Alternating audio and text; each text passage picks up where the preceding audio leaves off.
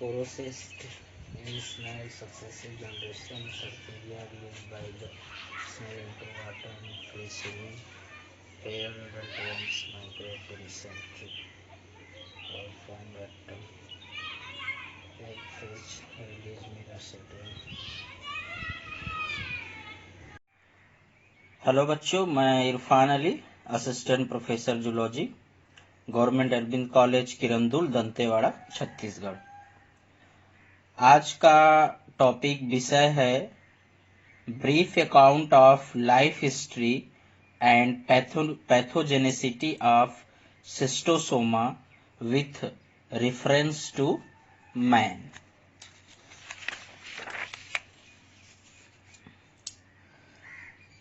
Platyhelminthes संघ के डाइजीनिया वर्ग का अंतःपरजीवी प्राणी है। यह मनुष्य एवं चौपायों की रक्तवाहिनियों में पाए जाते हैं। यह मनुष्य एवं चौपायों में भयंकर रोग उत्पन्न करते हैं। मनुष्य में रक्त कृमियों से उत्पन्न रोग हेमेचूरिया कहलाता है। इसको सामान्य रूप में ब्लड फ्लू भी कहते हैं, क्योंकि यह मनुष्य तथा कशेरुकियों के रुधिर में अंतःपरजीवी के रूप में पाया जाता है। Schistosoma is a genus of trematodes commonly known as blood fluids. They are parasitic flatworm, and it is the responsible for highly significant group of infections in human known as शिस्टोसोमियोसिस। शिस्टोसोमियोसिस एक बीमारी है जो कि शिस्टोसोमा से मनुष्य में उत्पन्न होता है। WHO के according schistosomiasis is the second most socio economically parasitic disease with hundreds of millions men infected worldwide.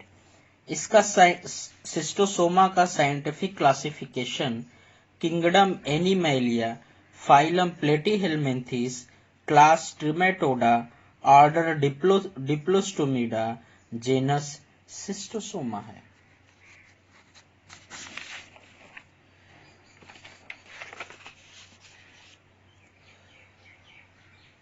अब तक यह विभिन्न प्रकार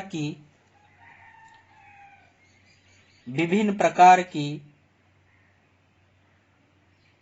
जातियों का पता लग चुका है, जैसे शिस्टोसोमा जैपेनिकम, शिस्टोसोमा मैनसूनी, शिस्टोसोमा हेमेटोबियम। प्रायः यह एक लिंगी होते हैं, अर्थात नर तथा मादा पृथक पृथक होते हैं। इनमें लैंगिक द्विपरता मीन्स सेक्सुअल डायमॉर्फिज्म स्पष्ट रूप से पाया जाता है। नर छोटा, मोटा, बेलनाकार होता है, क्योंकि इसके शरीर के दोनों किनारे मुड़कर मादा के रहने के लिए स्त्रीधर नाल यानी गाइनोकोफोरियल कैनाल बना लेता है। नर जंतु मादा से छोटा तथा शक्तिशाली होता है। आप यहाँ शिस्टोसोमा का स्ट्रक्चर देख सकते हैं। यह ओरल सुकर है, यह वेंट्रल सकर है, यह फीमेल का पार्ट है, ये गाइनोफोर ग्रूव है, ये मेल का पार्ट है, और ये इंटेस्टाइन है। नर जंतु मादा से छोटा तथा शक्तिशाली होता है। इसके शरीर पर 2 चूसक होते हैं। अधर चूसक यानी वेंट्रल सकर बड़ा तथा स्टॉक्ड होता है। अग्र सूचक में मुख स्थित होता है। मुख चारों ओर ओरल सकर के द्वारा घिरा रहता है। स्त्रीधर नाल यानी गाइनोकोफोरियल कैनाल रक्त चूसक से प्रारंभ होकर शरीर के पश्च भाग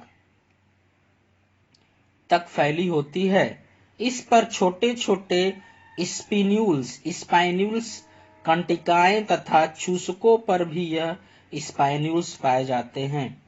शरीर क्यूटिकल से ढका रहता है। डार्सल साइड पर क्यूटिकल पर छोटे छोटे उभार होते हैं, जबकि मादा लंबा व पतला होता है। वयस्क मादा फ्लूक नर की गायनोकोफोरिम कैनाल में पड़ी रहती है।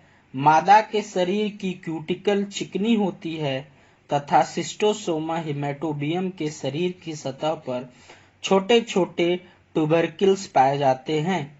सिस्टोसोमा मैंसोनी के शरीर पर ट्यूबरकिल बड़े होते हैं एवं चूसकों पर स्पाइन्यूल्स नहीं पाए जाते हैं।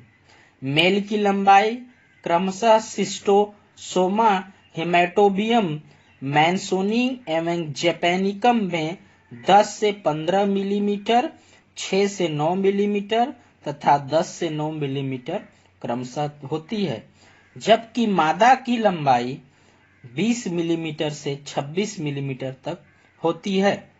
शरीर के वेंट्रल साइड पर एसिटाबुलम के नीचे जनन छिद्र यानी गायनोकोफोर होता है, जबकि एक्सक्रेटरी पोर शरीर के पश्च भाग के अधर तल पे पाया जाता है। यह आप स्ट्रक्चर देख सकते हैं कि सिस्टोसोमा में मेल रिप्रोडक्टिव ऑर्गन और फीमेल रिप्रोडक्टिव ऑर्गन कैसा होता है। अब हम इनके लाइफ साइकिल पे आते हैं। इनका जीवन चक्र कैसा होता है। इसमें दो स्ट्रक्चर बनाए गए हैं, एक स्पाइनी एग है और दूसरा है मेरासीडियम लार्वा। हम इसको विस्तृत में समझते हैं। फर्टिलाइजेशन के पश्चात मादा नर से पृथक होकर परपोषी के यूरिनरी ब्लैडर की सबसे पतली रुधिर वाहिका में अंडे देने के लिए चली जाती है। अंडों के एक सिरे पर छोटे कांटे के समान रचना होती है, जिसकी सहायता से यह रुधिर वाहिका की दीवार को फाड़कर यूरिनरी ब्लैडर की गुहा में पहुंचकर पेशाब के साथ बाहर निकल जाते हैं। बाहर आने के समय इनमें पूर्ण परिवर्धन हो चुकता है तथा इसमें मीरासीडियम डिंभक होता है। जब अनुकूल यानी फेवरेबल इन्वायरमेंट में अंडों से मीरासीडियम लार्वा बाहर आता है और प्रत्येक मीरासीडियम लार्वा का आकार 130 माइक्रोन लंबा एवं 60 माइक्रोन चौड़ा होता है। इसके ऊपर रोमीय एपिथेलियम का आवरण होता है। लार्वा के अग्रभाग के अंदर एक जोड़ी अग्र एवं एक जोड़ी पश्च पेनेट्रेशन ग्लैंड होती हैं। एक जोड़ी ये पेनेट्रेशन ग्लैंड यहाँ देख रहे हैं, एक जोड़ी, और एक जोड़ी पेनेट्रेशन ग्लैंड ये होती हैं। लार्वा में अविकसित आहार नाल अविकसित होता है। दो जोड़ी फॉर्म सेल ज्वाला कोशिकाएं तथा जर्म सेल्स पाई जाती हैं। Germ cells, this is the germ cells, this is the form cells पाई जाती हैं। सीलिया की सहायता से अपने द्वितीय पोषक की तलाश में पानी में तैरता रहता है। द्वितीय पोषक एक निश्चित जाति के बुलिनन या प्लेनोर्बिस बुलिनन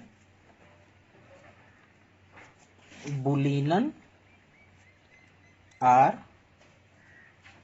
प्लेनोर्बिस जाति के घोंघे पाइला जाति के घोंघे में प्रवेश कर उसके हिपैटोपैंक्रियाज में पहुंच जाते हैं तथा स्पोरोसिस्ट में परिवर्तित हो जाते हैं।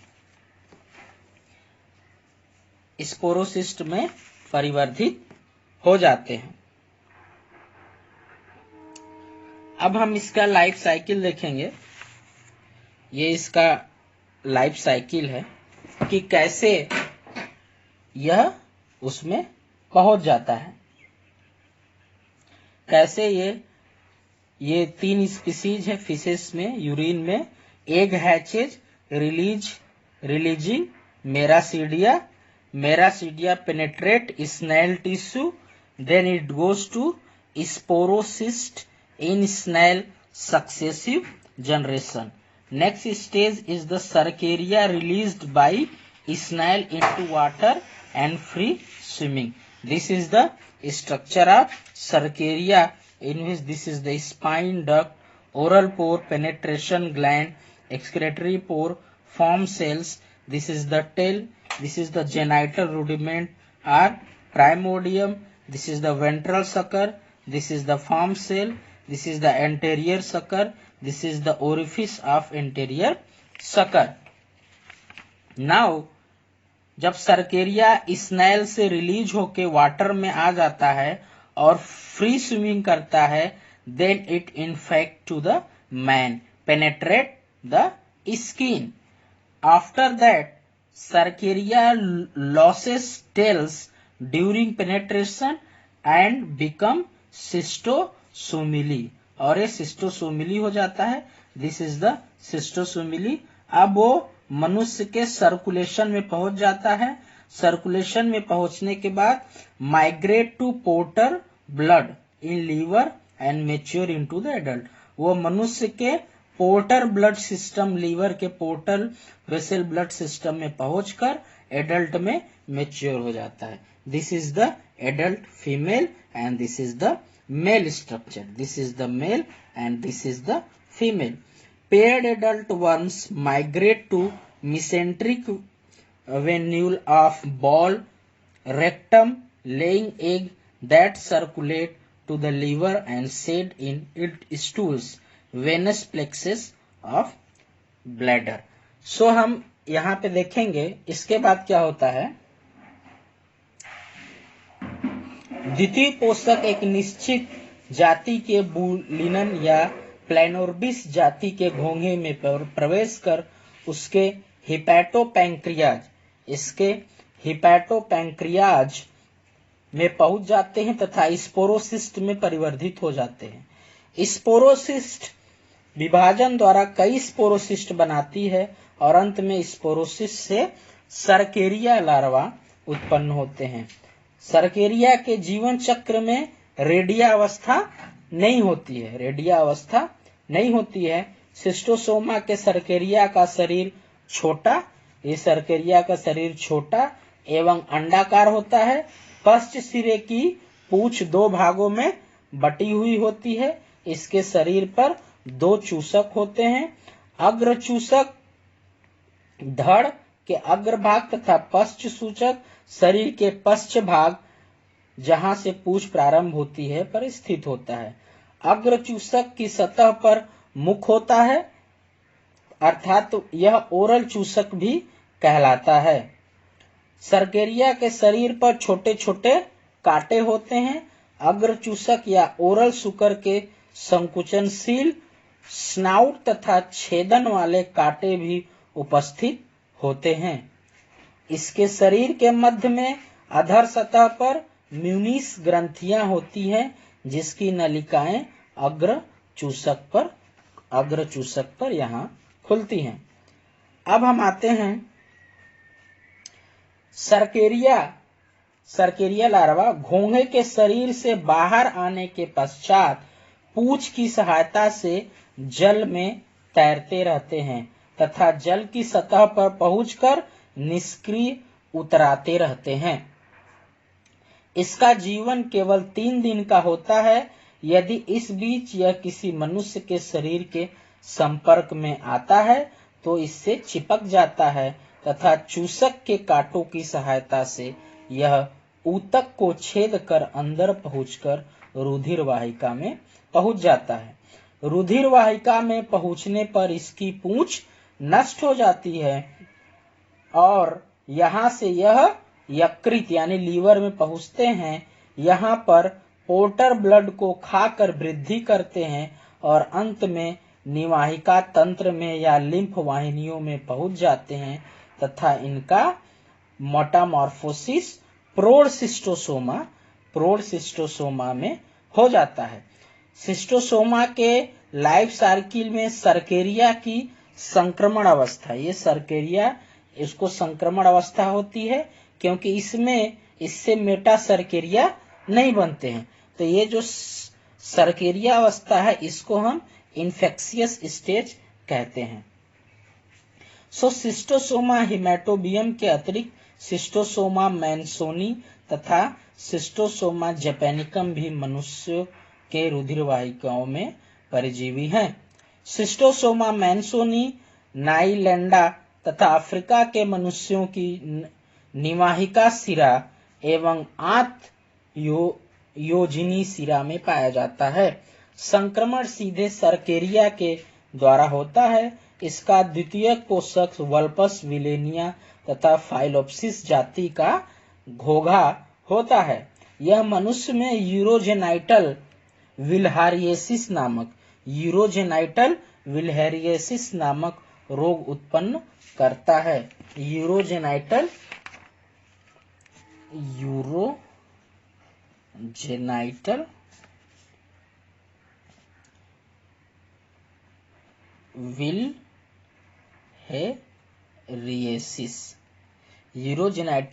विल्हेरियसिस नामक रोग उत्पन्न करता है। सिस्टोसोमा जैपेनिकम जापान, चीन तथा फार्मोसा के मनुष्यों की उदर सिराओं में पाया जाता है। इसका संक्रमण भी खुली त्वचा में सर्केरिया द्वारा होता है। इनका द्वितीय पोषक कैटायम या सैजमेंटी जाति के घोंघे होते हैं। यह जापानी सिस्टोसोमियासिस नामक रोग उत्पन्न करते हैं। चौपाई यानी कैटल्स में पाए जाने वाले कृमि सिस्टोसोमा नेजिलिस चौपायों की नासा रुधिर वाहिकाओं में रहता है। इसके अंडे नाक से निकलने वाली म्यूकस में बाहर निकलते हैं। यह चौपायों में श्वास संबंधी स्नोरिंग रोग उत्पन्न करते हैं। इसका द्वितीय पोषक लिग्निया जाति का घोंघा होता है। सिस्टोसोमा इंडिकम, सिस्टोसोमा स्पेंडिलस तथा सिस्टोसोमा विविस भारत के चौपायों में पाए जाने वाले अन्य रुधिर पैरासाइट हैं। अब हम आएंगे नेक्स्ट स्लाइड।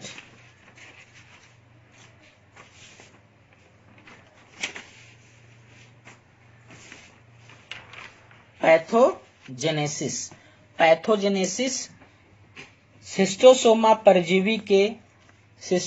परजीवी के संक्रमण से मनुष्य में एलर्जी उत्पन्न होती है। त्वचा का लाल होना, खुजली, जलन तथा इसिनोफिलिया नामक रोग होता है। यदि परजीवी रक्त में अधिक संख्या में होते हैं तो इससे परजीवी के अंडे फेफड़ों के धमनियों में एकत्रित हो जाते हैं, जिसके कारण हृदय रोग या कोरपाल्मोनेल या एआरजी रोग हो जाता है, जिससे हृदय और उदर के कारण मृत्यु हो सकती है। इनका थेरेपी क्या है, उपचार क्या है? उपचार हेतु टार्टर एमेटिक, एंथियोमेलाइन एवं फाडिन दवाओं का उपयोग किया जाता है। तो बच्चों, आज हमने सिस्टोसोमा के बारे में विस्तृत रूप से पढ़ा। मुझे आशा है कि आपको यह वीडियो बहुत पसंद आएगा। मेरे चैनल को लाइक और सब्सक्राइब करना न भूलिएगा। थैंक यू, धन्यवाद।